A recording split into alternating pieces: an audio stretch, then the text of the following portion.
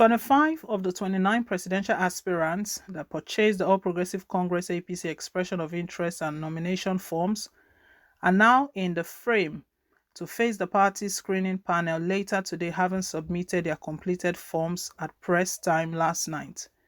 The screening will last 2 days ahead of the primary slated for May 28. Those who beat the deadline yesterday include Asiwaju Bola Tinubu, Vice President Yemi Osibanjo, President African Development Bank AFDB, Dr. Akiwumi Adesina, immediate past Minister of Science and Technology, Dr. Ogbonaya Onu, and Senate President Ahmed Lawan. But the same could not be said of former President Goodluck Ebele Jonathan and Central Bank of Nigeria CBN Governor Godwin Emefiele, both of whom did not turn in the forms bought for them by friends and well-wishers.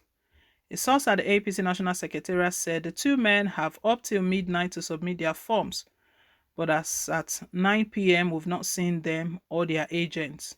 Simultaneously, a group approached the Federal High Court Abuja, praying it to bar the former president from participating as a candidate in the next presidential election, while a Delta State High Court, Kwale, restrained the board of the CBN and the Independent National Electoral Commission INEC from stopping Emefiele from seeking an elective post.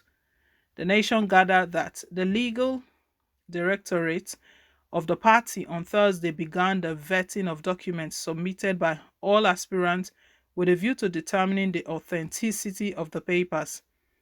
A source in the department said the party leadership learned a big lesson from the last-minute disqualification of party's governorship candidate and his deputy in Bayelsa State due to some lapses in the documentation of the then deputy governor-elect. We were going through all the papers filed by all the aspirants in order to avoid any avoidable mistakes. Anyone with past criminal records or convictions will not be allowed to contest. We want to mitigate any post-election litigation that can upturn our victory, the source said. Other presidential aspirants whose nomination forms were received as at press time were former Minister of Transportation Rotimi Amechi, former Minister of Niger Delta Development, Senator Godswill Akpabio, former Imo State Governor Senator Rocha Sokorocha, and former Ogun State Governor Senator Abinkule Amosu. Others were Pastor Tunde Bakare, Cross River State Governor Professor Ben Ayade, his Ebonyi State counterpart Governor Dave Umahi, Chairman, Nigeria's Governor Forum, NGF, and Ekiti State Governor Dr. Kayode Fayemi, Minister of State Education Honorable Emeka Uwanjaba, former Senate President Senator Ken Unamani, Kogi State Governor Yahya Bello, Jigawa State Governor Mohammed Badaru Abubakar, and former Zamfara State Governor Senator Ahmed Yerima. Also on the list of presidential aspirants that filed their papers were Senator Ajayi Borofis, the only female aspirant Mrs. Uju Kennedy Onyenye, Pastor Nicholas Felix Wangbo, former House of Representatives Speaker Dimeji Bankole, former Minister of State Petroleum Chief Timipri Silva, former Minister of Information Chief Ikiobasi Mokunle, and Mr. Tain Jack Rich. A group of the Rights for All International RAI has approached the Federal High Court in Abuja to bar ex-President Goodluck Ebele Jonathan from participating as a candidate in the next presidential election. Plaintiff also wants the court to restrain the APC from fielding Jonathan as its candidate and to bar the Independent National Electoral Commission INEC from accepting him as a candidate of the APC for the election. Suit FHC/ABJ/CS/662/2022 was filed yesterday by the incorporated trustees of the RAI through their lawyer, Okere Nnamdi. Listed as defendants alongside Jonathan are APC and INEC. The plaintiff is contending that having taken the oath of office of the president for 2 times, Jonathan was no longer qualified under the Constitution to stand for election as president. RAI stated in a supporting affidavit that the first defendant, Jonathan, has been twice elected to the office of the president and held the office on two previous occasions.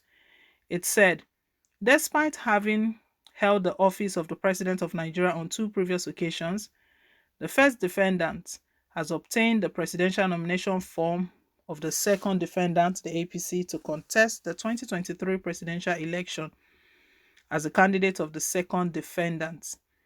The Constitution of Nigeria provides for both qualification and disqualification to contest the office of the President of the Federal Republic of Nigeria. The first defendant, having been elected President of the Federal Republic of Nigeria in 2011 and having been sworn in as President of the Federal Republic of Nigeria from May 29th, 2011 to May 29th, 2015, served the second terms as President of Nigeria.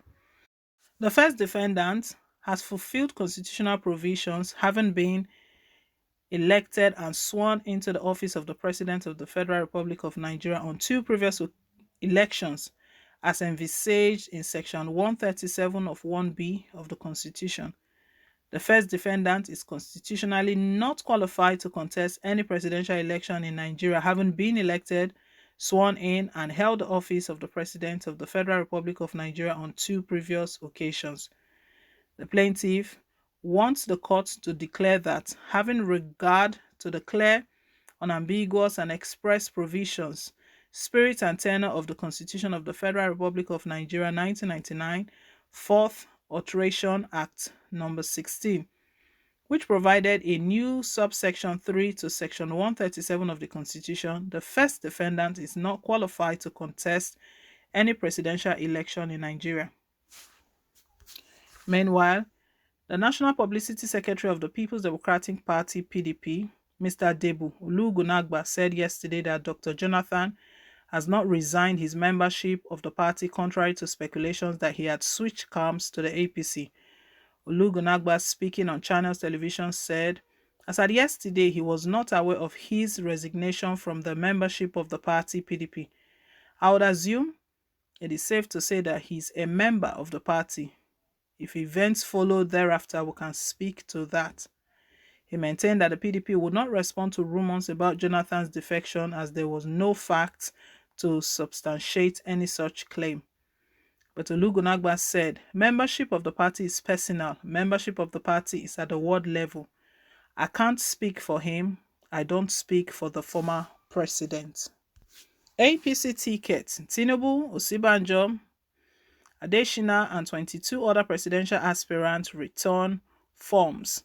So far, among the APC presidential aspirants, Goodluck Jonathan was not seen or heard to have returned forms. So if the deadline closes, that means all of those talks about Jonathan being drafted into the All Progressive Congress, it would just end as mere speculations.